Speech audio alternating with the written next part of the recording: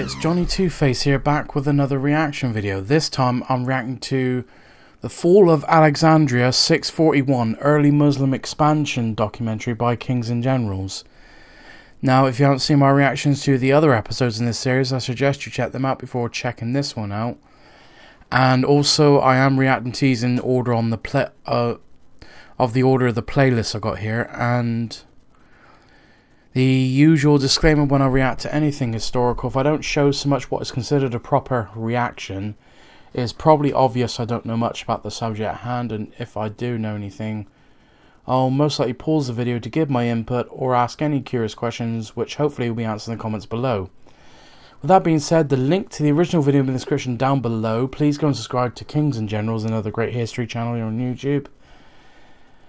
And breathe. And yeah, not much more I can add to that, so let's not waste more time. Let's get this up on the screen, and captions, and here we go. Ooh, that's loud.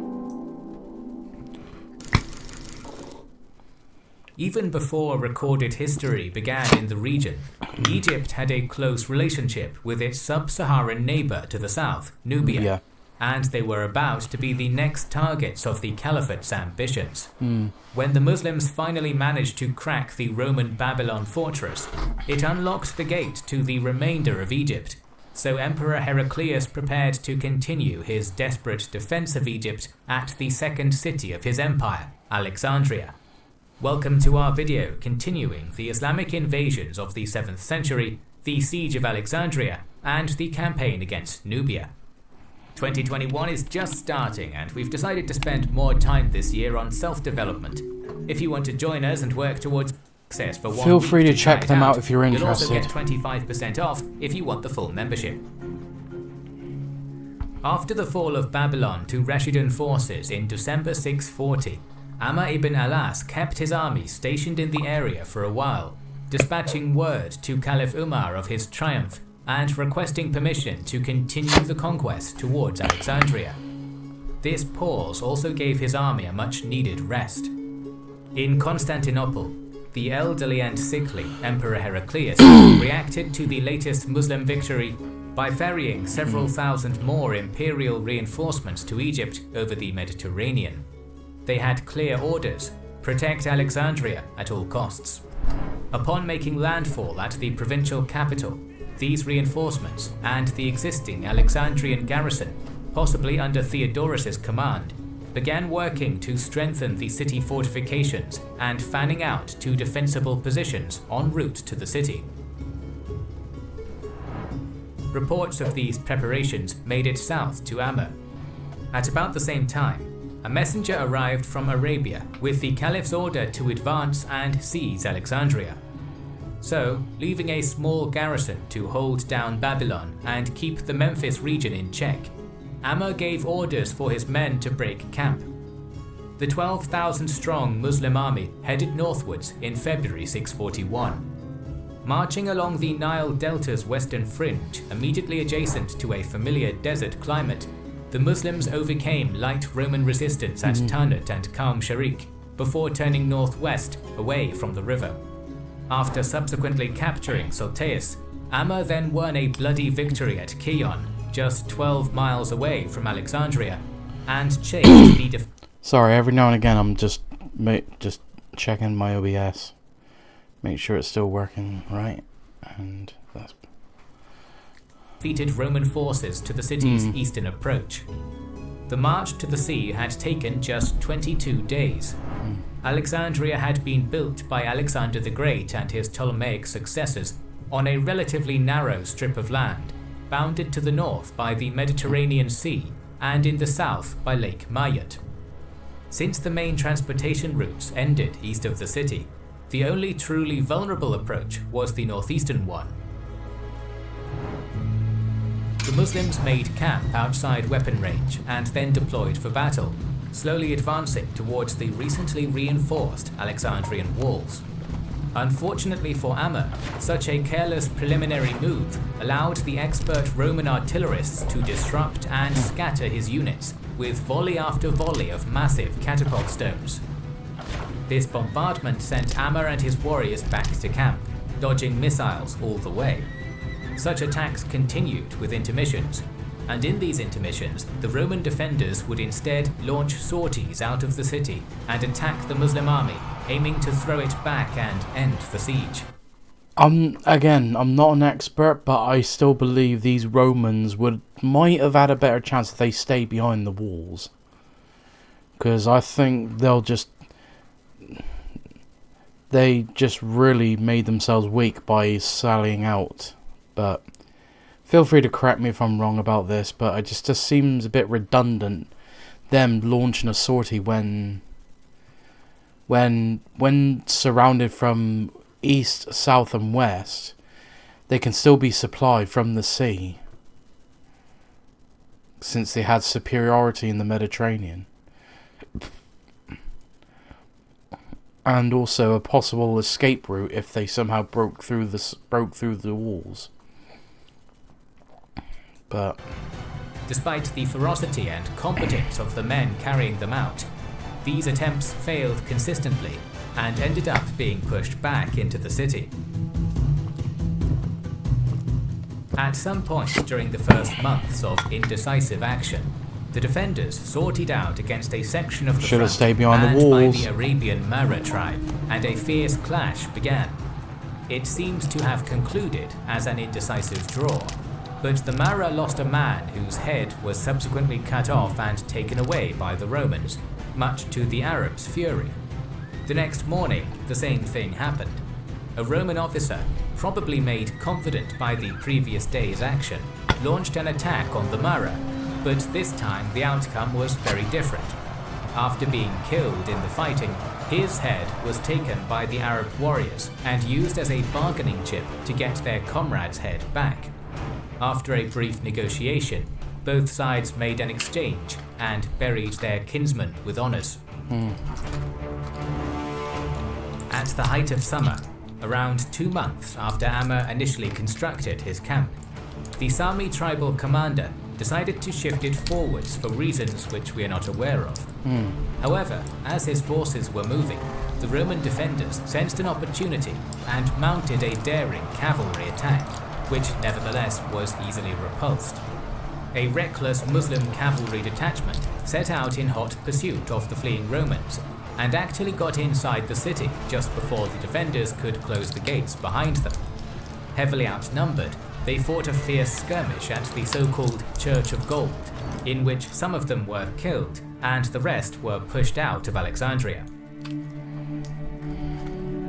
Heraclius, who maintained constant contact with Alexandria, was all too aware that the Muslims were gaining momentum. Worried that all of Egypt was about to be lost, he gathered a formidable army across what remained of the empire, together with equipment and supplies. Just before this giant emperor-led relief armada was about to set sail, Heraclius died in Constantinople at the age of 66, leaving his eldest sons, Constantine III and Heraclonus, as joint heirs. This initiated a round of imperial politicking which didn't allow the empire to react at the worst possible moment. As senior emperor, Constantine attempted the very thing that destroys every empire. I know I'm a broken record at this point saying this, but corruption in politics, the destruction of every empire. to get a hold of the increasingly dire situation in Egypt. His untimely death only a short time later derailed those plans entirely.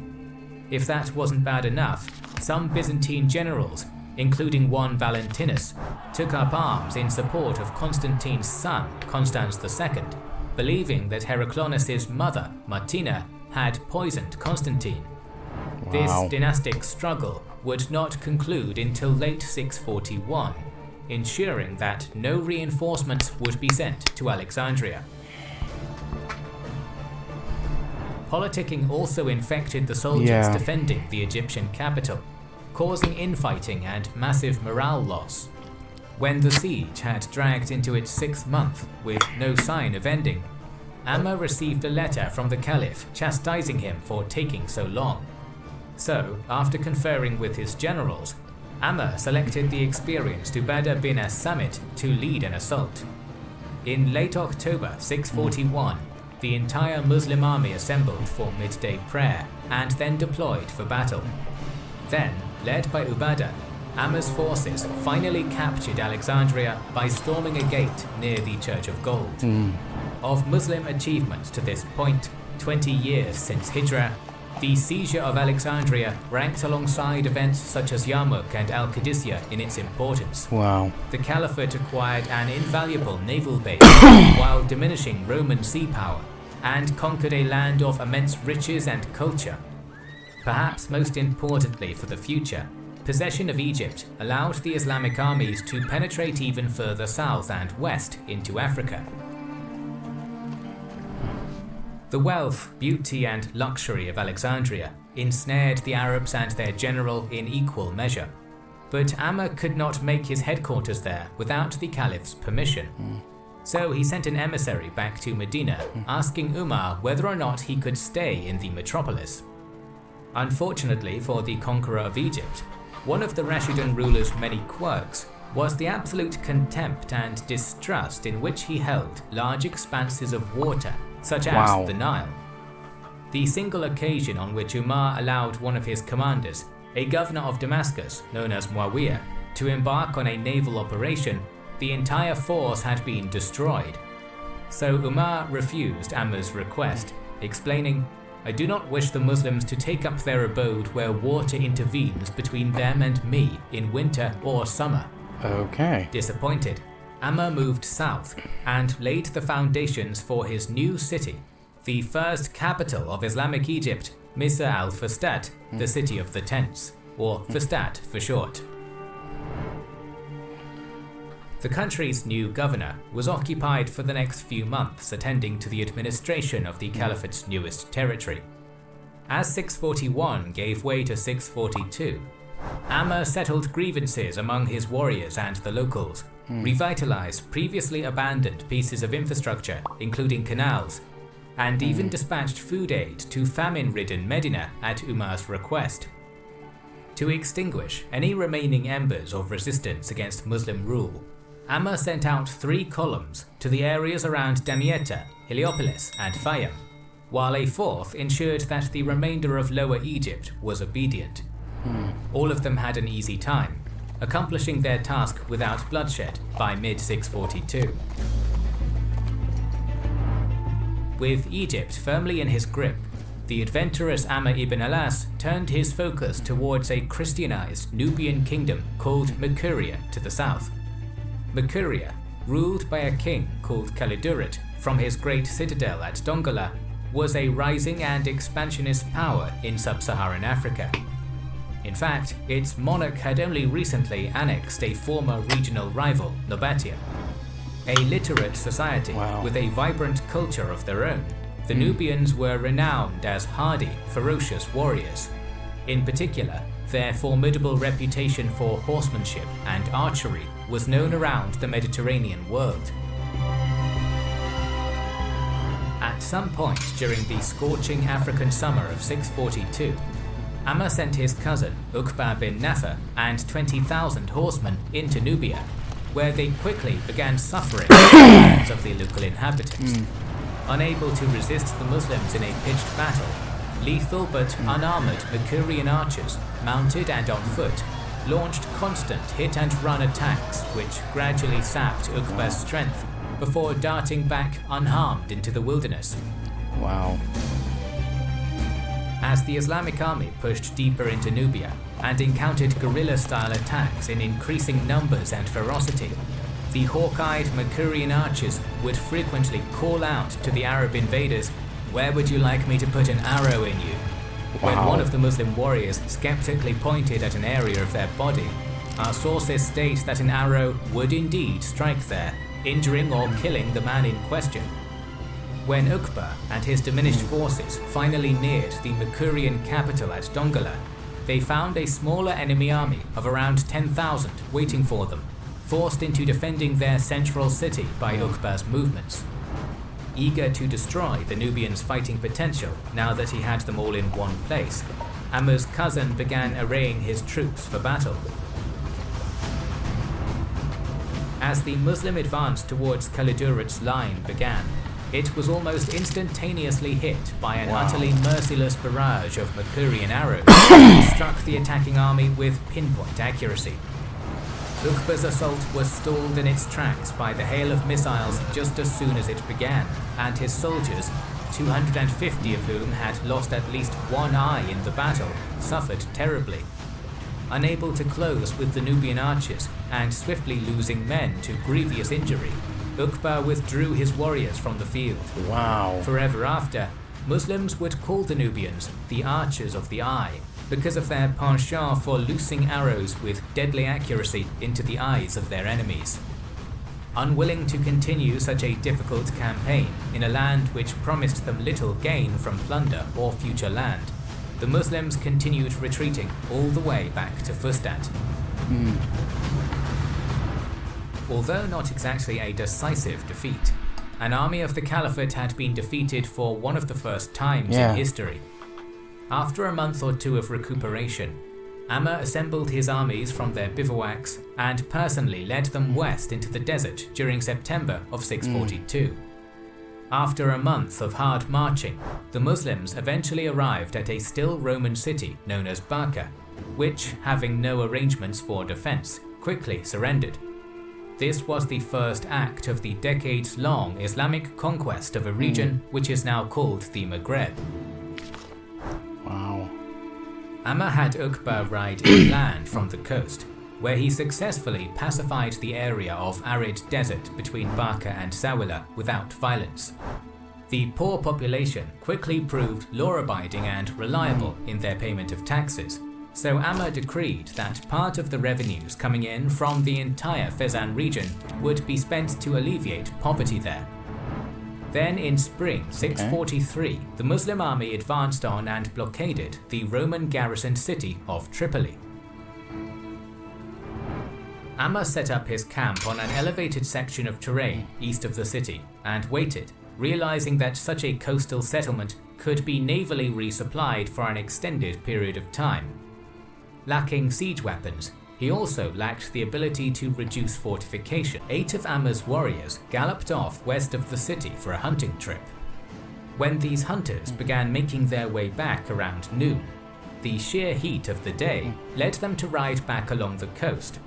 All of a sudden, they came upon Tripoli's western boundary, where the city wall met the sea, and discovered that the section was only thinly protected. In a display of bravery or foolishness, these 8 intrepid opportunists used Tripoli's vulnerable flank to infiltrate their way inside the city. Before the defenders even realized what was happening, the Muslim group reached the city center and began slaying enemies. Such unexpected violence triggered a bout of extreme panic within the city, both among the civilians and Tripoli's defending forces. In fact, a large number of the armed soldiers within the city believed that a large enemy contingent had somehow gotten inside and, because of this, took refuge aboard a number of anchored ships in the harbor. Wow. Amr caught wind of the pandemonium taking place inside the city, and so quickly set about exploiting the weakness. Arraying his warriors with haste, the Arab commander ordered a full-scale assault to scale Tripoli's enfeebled walls. In yet another action of which we have left no detail, the Muslims managed to get inside and joined their 8-strong vanguard. Unwilling to fight any further, the Roman defenders took whatever they could carry and departed aboard their ships, leaving Tripoli to Amr's army. While most of the army stayed in the city for a while, the conqueror of Egypt sent a swift detachment of cavalry about 40 miles to the west, where the population of a town known as Sabrata were still carefree. They had heard rumors of fighting for neighboring cities, but it would be a while before the war reached them, if ever. The next morning, Sabrata's Roman guards opened the gates of their city and its population began leading animals out to graze for the day. Unfortunately for them, it was at this moment that the Islamic cavalry unit struck completely by surprise, getting through the gates, killing the majority of the defending troops and sacking the town. With that done, they returned to Tripoli. Having succeeded, Amr longed for more and eagerly penned another letter to Caliph Umar containing both the good news of victory and a request to continue his conquest. This was rejected, as the Caliph was worried about overextending his forces. It's fair. And this time, there was no loophole or clever ploy that Amr could use to bypass Umar's decree and continue his relentless campaigning. Therefore, after allowing his army to recuperate in Tripoli for a time, Amr travelled back to Fustat and remained there, quietly administering his Egyptian domain and dealing with whispers of future rebellion. Although Umar had spared the rest of Byzantine Africa for the time being, that wouldn't last long. No. However, as the combat in North Africa was winding down, the situation on the Persian front was becoming heated again. In the next episode, we will return to the Muslim-Sassanid War, so make sure you are subscribed and have pressed the bell button. Please consider liking, commenting and sharing, it helps immensely. Our videos would be impossible without our kind... And that'll do it. This has been another interesting episode from Kings and Generals, so if you like this reaction, please like, comment and subscribe, and I'll see you in the next video.